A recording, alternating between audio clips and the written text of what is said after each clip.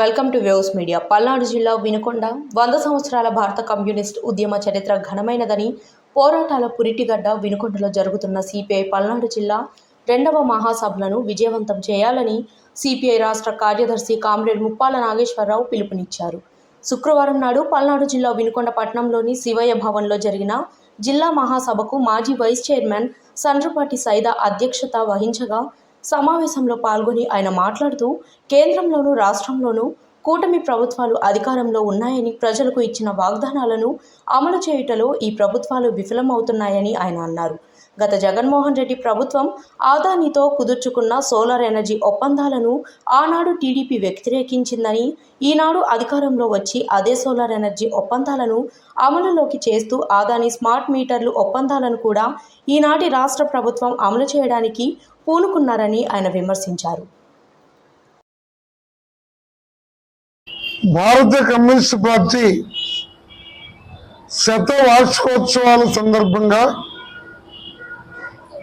జాతీయ రాష్ట్ర జిల్లా మహాసభలు కూడా ఒకే సందర్భంలో రావటం చాలా ప్రత్యేకంగా ఉంది.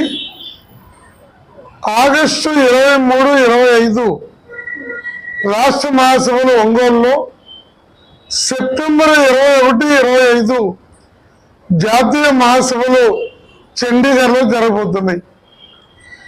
భారతీయ కమ్యూనిస్ట్ పార్టీ 1925 డిసెంబర్ 26న కాన్పూర్లో ఆవిర్భవించింది. రేపు డిసెంబరు 26కి 100 సంవత్సరాలు నిండబోతూ ఉన్నాయి. ఈ 100వ సంవత్సరం దేశవ్యాప్తంగా శతవార్షికోత్సవాల ఉత్సవాలు కొనసాగుతున్న నేపథ్యంలో వినుకొండలో పల్నాడు జిల్లా ద్వితీయ మహాసభలు జరుపుకోబోతూ ఉన్నాం. సిపిఐ పార్టీ భారతదేశంలో ప్రధానమంత్రిగా లేదు, ఆంధ్ర రాష్ట్రంలో ముఖ్యమంత్రిగా కూడా లేదు.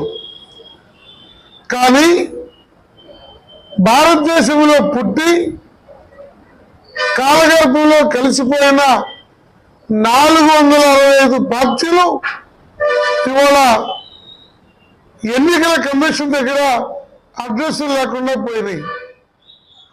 దేశ ప్రజల్లో